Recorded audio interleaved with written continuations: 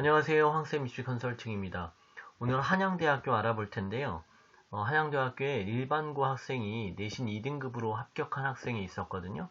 그 학생의 그 생기부 활동을 좀 요약해서 정리를 해드릴 거예요. 그 전에 이제 올해 입시는 좀 봐야 되겠죠. 올해 입시에 한양대 학생부 교과 전형. 독특한 게 학생부 교과에 내신만 봅니다. 다른 거 전혀 안 봐요. 그래서 면접도 없고 수능 최저도 없고요. 제출 서류도 없고요. 그리고 심리 뇌과학과 신설됐다고 되어 있죠. 데이터 사이언스학과 신규 모집한다고 되어 있고요. 297명을 모집을 합니다. 종합전형 볼까요?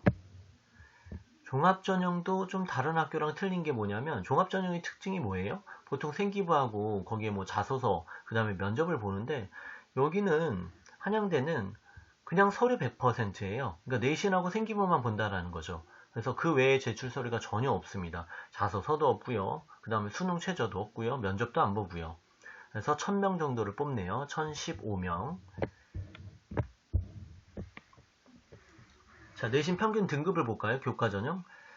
최저가 없는 대신에 이제 극초반이죠. 1점대 극초반. 1.2 안에는 들어가야지 안정권에 속하겠네요. 그죠? 그다음 공대도 마찬가지고 1.2 안에는 들어가야 되겠죠? 그러니까 보통 일반고에서도 1.2 안에 들기가 쉽지 않은데 학교에서 대상이 되는 학교는 학생은 한 명 정도, 한두 명 정도 되겠네요. 학생부 종합전형 같은 경우에는 이제 등급을 공개하지 않았는데 경쟁률만 한번 볼게요. 17, 18, 19년도를 비교해서 보시면 경쟁률이 3년 동안 이제 비슷비슷하죠. 예를 들어서 경영학부 같은 경우는 계속 9.9, 8.7, 9.4로 한 10대 1 안쪽으로 속하고요. 그런데 영어 교육과 같은 경우 20대 1이 넘죠. 지금 다른 학과들 보세요. 20대 1이 넘는 학과들이 상당히 많아요. 그러니까 학생부 종합전형의 특징이 여기는 면접도 없고 최저도 없고 그 다음에 자소서도 없는 대신에 경쟁률이 상당히 높다라는 거죠. 밑에 공과대학도 지금 40대 1까지 생명공학과는 40대 1 보십시오. 건축도 20대 1이 넘네요. 그 다음 컴퓨터 소프트웨어 학부도 20대 1이 넘고요. 자, 이게 학생부 종합전형 경쟁률입니다. 자, 경쟁률이 상당히 높고 한양대학교에서 이제 공개한 학종 평가 방법을 한번 볼게요. 평가 요소에 수상 경력과 행동 특성 및 종합 의견과 창의적 체험 활동 그리고 하나 세부 능력 세 특이 들어가는데 자, 여기서 뭐라고 자꾸 얘기를 하고 있냐면 횡단 연계, 지금 연계를 되게 중요하게 생각을 하고 있어요. 한마디로 말하면 수상 경력, 그리고 동아리 활동, 그리고 담임선생님이 얘기한 것들, 그리고 협동 능력 이런 부분들을 같이 연계해서 바라본다라는 건데 네 가지 주요 역량이 있습니다. 처음에 비판적 사고 역량이라고 보이시죠? 그 다음 창의적 사고 역량, 자기주도 역량, 소통 및 협업 역량 이 네 가지를 되게 중요하게 본다라는 건데 도대체 이게 이제 무슨 말인지 구체적으로 한번 알아볼게요. 자, 첫 번째 자기주도 역량은 뭐라고 되어 있냐면 동기, 계획, 노력, 성취, 피드백이라고 되어 있어요. 그러니까 어떤 동기를 가지고 무엇을 성취했느냐 그리고 그것을 통해서 무엇을 배우고 느꼈느냐 이걸 되게 중요하게 바라본다라는 거죠. 그러니까 한마디로 말하면 가장 중요한 건 동기입니다. 동기가 정확하게 있어야 돼요. 자, 세특을 한번 볼게요. 사례를, 학생부 사례라고 되어 있죠. 자, 물투에서 물투 교과에 대한 호기심이 아주 많은 학생으로 물리학의 기본 개념을 잘 정리하고 그걸 예를 정확히 이해함. 사실은 이거는 누구나 써줄 수 있는 말이죠. 그냥 객관적인 사실이 아니라 선생님의 주관적인 얘기일 수도 있으니까 이건 평가 요소에 들어가기가 좀 애매하죠. 그런데 여기 보시면 영화 속 물리학 찾기 수행평가로 영화 앤트맨과 와스프를 보고 양자 세계에 대해 관심이 생겨 양자 물리에 대해 개인적으로 조사함.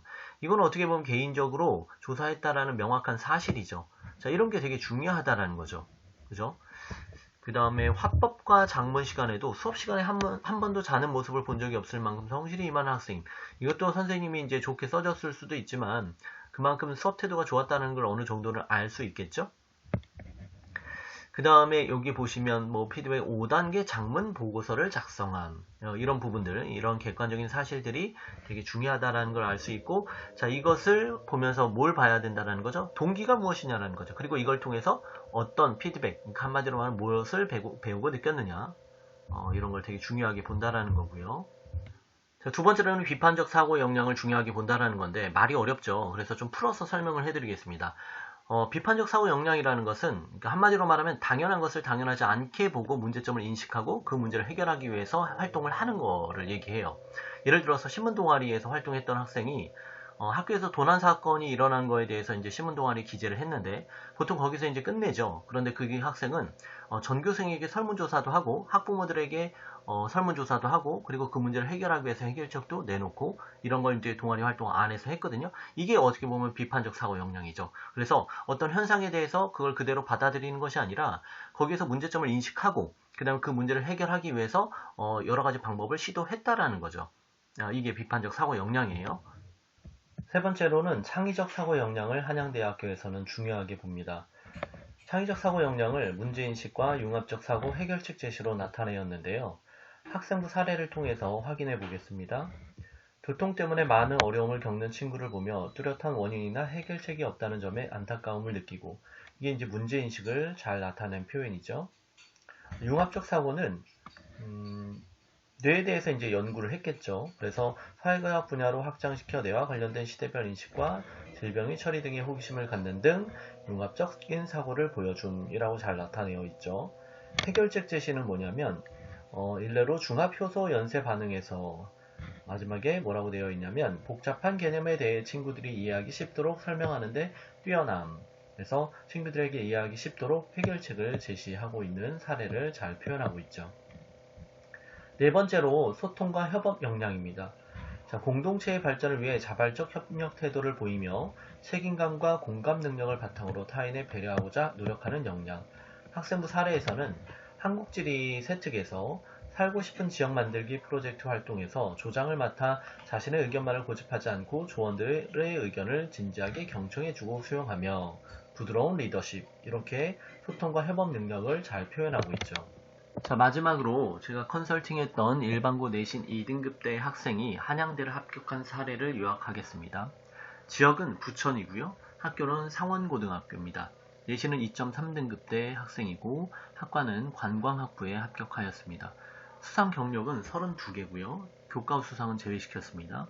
진로 희망은 3년 동안 호텔리어로 동일하고요. 동아리 활동은 신문 동아리 3년 동안 했고 토론 동아리를 2, 3학년 때 했습니다. 봉사활동은 120시간이고요. 독서활동은 73권을 읽었네요. 자, 이렇게 스펙을 요약해서 보면 사실 이 학생의 특별한 점을 찾을 수는 없죠. 왜냐하면 내신도 1등급 대 학생에 비해서 상당히 떨어지는 내신이고요. 수상 경력도 100개가 넘는 학생들도 많이 있는데 32개면 사실 물론 많은 거지만 이보다 훨씬 더 많은 학생들도 많이 있거든요. 그리고 진로 희망은 누구나 요즘에는 뭐 1학년 때부터 3학년까지 통일성을 유지해주는 그런 학생들도 많이 있고요.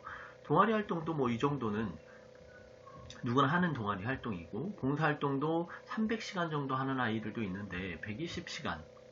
자, 독서도 100권 넘게 하는 아이들도 있는데 73권. 이렇게 양으로 봤을 때는 이 학생이 특이점을 찾지 못하죠. 하지만 이 학생이 수상 경력에서 32개를 하는 가운데 어떤 연계성을 가지고 수상 경력을 나타냈는지, 또한 호텔리어라는 진로를 가지고 동아리 활동에서 그것을 어떻게 표현했는지, 봉사활동 120시간 이런 양적인 부분이 아니라 이 120시간을 어떻게 질적으로 진정성 있게 담아냈는지, 독서활동도 마찬가지로 73권을 독서를 선택하는 데 있어서 어떻게 자신의 진로와 연관성 있게 독서를 했는지에 대한 이 부분들을 보시면 사실은 이 학생이 2등급대지만 충분히 한양대를 합격하겠구나 라는 것을 여러분들도 판단할 수 있을 텐데, 자, 제가 정리를 해드리면 예를 들어서 토론 동아리에서 우리 보통 어떤 주제로 토론을 하죠. 그리고 보고서를 냅니다. 난민 문제에 대해서 토론을 했던 사례인데요. 난민 문제에 대해서 토론을 할 때 동아리 이제 그 부원들이랑 어떻게 합니까? 찬반을 나눠서 그다음에 그 찬반 토론 내용을 준비하고 그다음 팀을 짜서 그리고 나서 이제 토론 활동을 한 다음에 보고서를 제출하는, 이게 보통 난민 문제에 대해서 토론하는 활동이에요. 근데 이 학생은 이 난민 문제에 대해서 인식을 조사하기 위해서 학교의 아이들에게 설문조사를 합니다. 그래서 전교 학생들에게 설문조사를 했고요. 그리고 또한 어른들은 어떤 인식을 가지고 있는지에 대해서 알아보기 위해서 지역 주민들 또한 그리고 학교 선생님들에게 설문조사를 했습니다. 그렇게 설문조사를 한 것을 바탕으로 데이터를 구축하여 토론 활동에 참여를 하였고, 그리고 토론의 결과를 가지고 해결책을 제시하기 위해서 캠페인 활동을 합니다. 학교에서 이제 오전에 캠페인 활동을 해서 팻말을 만들어서 학교 앞에서 오전 시간을 이용해서 그 토론 동아리 아이들과 함께 캠페인 활동을 했죠. 자, 이렇게 뭔가 하나의 활동을 하더라도 진정성 있게 활동을 해야 된다는 거죠. 그리고 창의성이 보이죠. 그리고 해결책을 제시했고 또는 문제인식을 했고, 그러니까 어떻게 보면 한양대에서 4가지 역량이 다 드러나는 활동을 했다는 거죠. 자, 양보단 질입니다. 학생부 종합전형은 어떤 양을 채우려고 하는 그런 활동들이 아니라 내가 어떤 하나의 활동을 하더라도 질적인 면에서 우수성을 보여줄 수 있다고 하면 내가 양이 부족해도 충분히 합격 가능하다는 걸 이 일반고 내신 2등급 대 학생이 한양대를 합격한 사례를 통해서 우리는 알 수가 있습니다. 자, 한양대에 대해서 더 궁금한 점 있으시면 댓글 남겨주시고요. 자, 오늘은 여기서 마칠 수 있도록 하겠습니다. 감사합니다.